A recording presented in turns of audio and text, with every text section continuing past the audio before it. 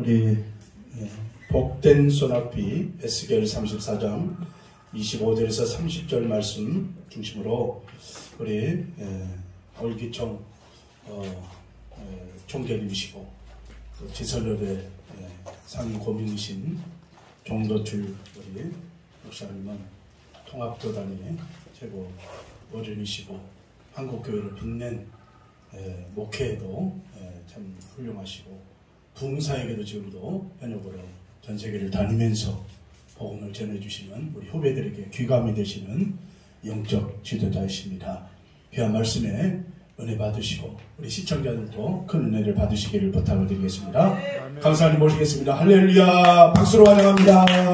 할렐루야.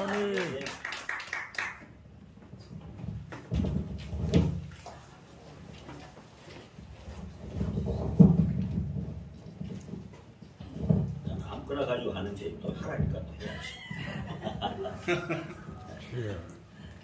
할렐루야. 아멘. 하나님께서 오늘 우리를 부르셨고 크고 놀라우신 은혜를 베풀어 주실 줄 믿습니다. 아멘. 여러분 자식 낳잖아요, 그죠? 자식 낳으면 몇 살 때부터 돌봐주면 됩니까?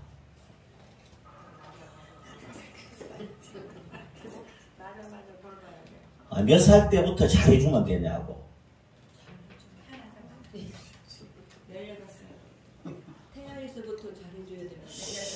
그래, 뭐 또 18살 때부터 잘해주면 된대. 아주 쉬운 얘기지요, 그죠? 그런데 우린 이걸 알면서도요, 하나님께서 제일 많은 사랑을 준 분이 이 땅의 어머니들입니다. 어머니보다 자식 사랑하는 사람이 없잖아요. 제 아내도요, 나한테는 관심 없어요. 뭐 이렇게 가에 정성 들여서 1시간, 2시간 꼬우는데, 난 그러고 나서 나주나 해고 기다리고 보니까, 나보고 아이 입도 못 대게. 누구 준다고? 아들 준다고. 정말 아주 서럽더라고. 그러니까 나는 말이지, 강아지 다음 순서야.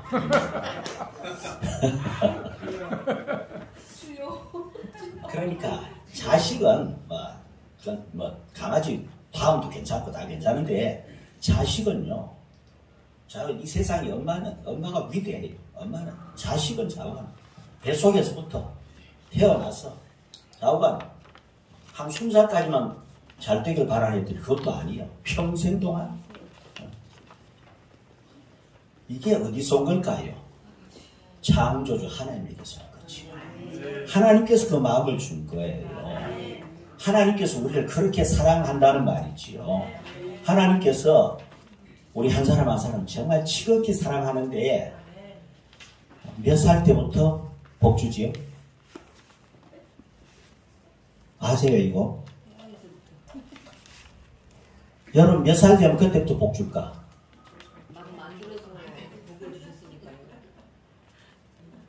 하여간 시작 때부터입니다. 시작 때부터. 몇 살 때까지? 천국 갈 때까지. 큰일 나겠다. 천국 갈 때까지. 영원히. 아멘.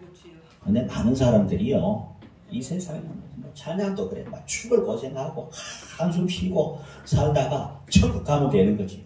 얼마 남았으니까 조금만 고생하라고. 그거 복음학이에요. 한번 자녀로 선택하셨고 예수님께서 믿음으로 하나님의 자녀가 되게 한 사람은 그날부터 책임지는 거예요. 아멘. 물론 이 세상에는 이런저런 어려움도 많아요. 그거 다 필요한 거예요. 왜? 그거 다 결국 하나님께서 복 주기 위한 그 과정이라고요. 그것도 복이라고요. 결국 하나님은 그 자녀에게 가장 좋은 것 주기를 원하는 분입니다. 세상 부모라도 자식에게 좋은 것 줄 줄 알거든. 하물며 너희 하나님께서, 아버지께서 좋은 것 안 주겠냐고. 반드시 주게 돼 있는 겁니다. 그 은혜 속에 우리가 살아가고 있는 거예요. 그래서 오늘 본문 에스겔서에도요, 이때 에스겔이 어디 있냐? 지금 바빌론에 가서 포로 생활하고 있는 거예요. 내일이 없어, 내일이. 나라를 망해버리고 바벨론을 포로로 가 있으니까 내일이 없는 거예요. 아무리 쳐다봐도, 앞을 쳐다봐도, 뒤를 쳐다봐도, 옆을 봐도 희망이 없어. 이스라엘 백성들이 그렇게 포로 생활하고 있을 때예요. 그런데 하나님께서 바로 에스겔을 통해서 오늘 이 말씀을 하신 거예요.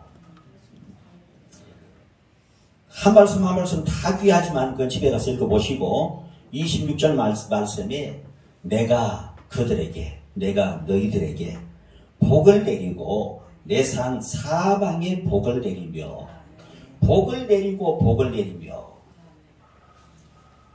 때를 따라 소낙비를 내리되 복된 소낙비를 내리리라. 소낙비에 비에다가 복된 소낙비를 내리리라.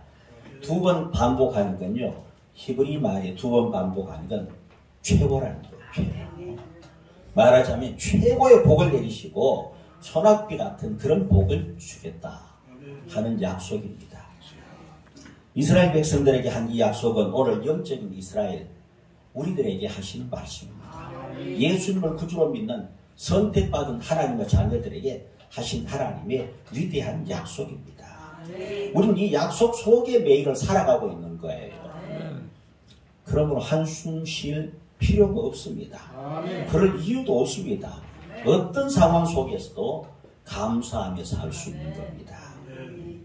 실제로 그래서 이스라엘 백성들 정말 아무 희망이 없는 것 같았는데 역사를 주관하신 하나님, 섭리하신 하나님, 하나님 방법으로 70년 만에 포로 생활 끝나고 돌아오게 만들었어요. 이건요, 전혀 그들이 뭐 한 거 없습니다. 오직 하나님께 살려달라고 기도만 한 거예요. 그들이 무기도 없어요.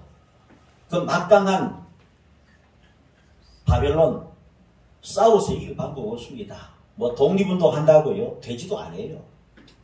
그런데 전혀 사람의 방법이 아닌 하나님의 방법으로 하나님께서 메데파사 들어서서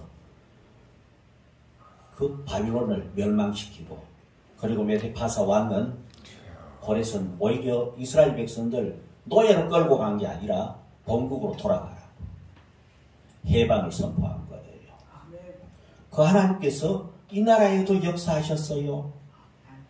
우리 정말 볼 게 뭐가 있었어요? 아무것도 없어요.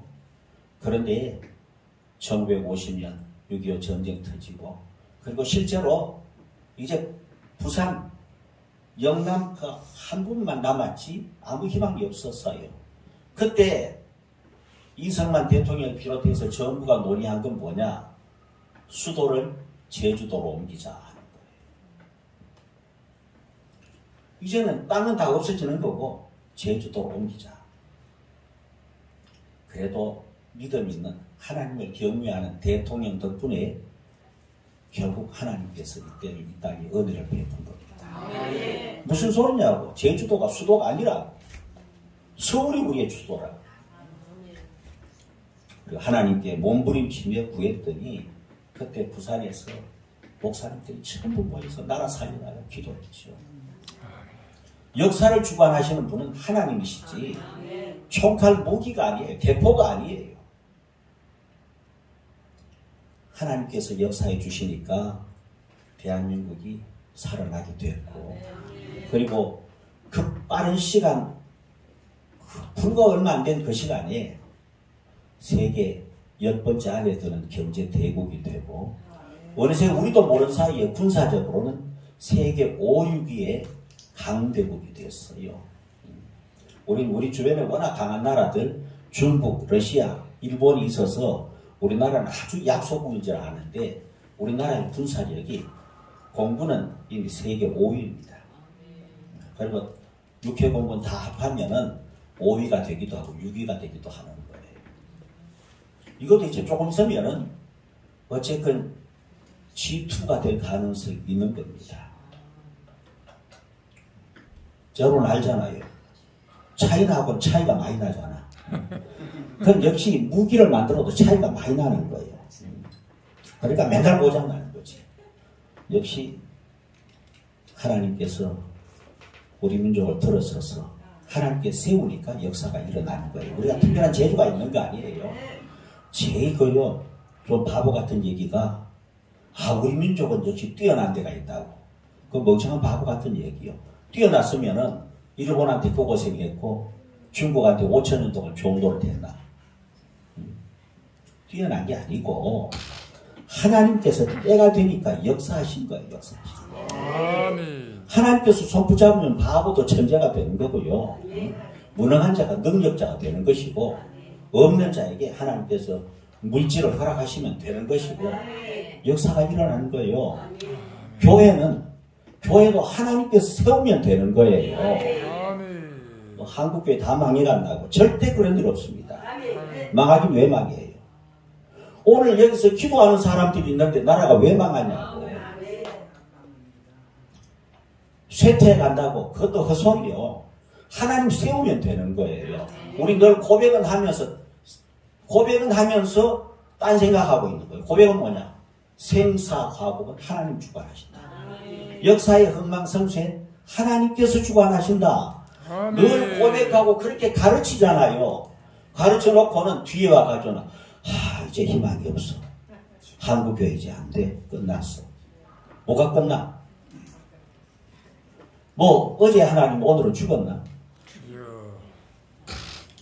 전능하신 하나님, 창조주 하나님 지금도 여전히 눈동자같이 나를 아끼고 사랑하고 지키고 계시는데 왜 한국교회가 망했어요? 안 망해. 정말 원하는 것은 이 민족이 철저하게 하나님 중심으로 돌아서기를 원하는 거죠. 그리고 이 땅의 교회, 이 땅의 목사님들, 주의 종들이 하나님 편으로 돌아서기를 원하는 거예요. 좀 이상하지요. 주의 종들이 하나님 편으로 돌아서기를 원한다. 이스라엘 백성들 하나님께서 한 약속인 자 에스겔을 통해서 내가 너희에게 복을 주고 그것도 때를 따라 소낙비 같은 복을 내려주겠다. 백성들이 뭐 그러려고 그런 일이 어떻게 해서 우리 아무것도 볼 게 없는데 하나님께 없는 자원이 어디에 있어요? 하나님 정말 원하는 건 뭐예요? 그러니까 돌아오라고. 다른 길이 없다. 돌아오는 길이다. 하나님 앞에 서면 된다 하는 겁니다. 여기 중요한 거예요. 이스라엘 백성들이 하나님을 떠난 적은 한 번도 없습니다. 이스라엘 전 역사를 통해서 이스라엘 백성들이 하나님을 떠난 적은 없어요. 하나님을 안 믿은 적이 없다니까. 그런데 하나님 뭐라 그래요? 야, 이 백성들아, 내게로 돌아오너라. 내게로 돌아와라. 호세아 6장에 있는 대로 돌아와라. 여호와께로 돌아와야 산다. 여호와께 돌아오면 어떤 일이 생기느냐? 이틀 후에 살리시고. 죽었잖아. 죽은 거나 다름없는데 그 다음날 살려주겠다. 그리고 그 다음날 제3일에 일으켜주겠다 하는 게 하나님이십니다. 그런데 이 말을 듣는 이스라엘 백성들 하나님 떠난 적이 없다니까요. 오늘 우리 목사님들 하나님 떠난 목사님 없어요. 그런데 왜 이 말씀 하실까요?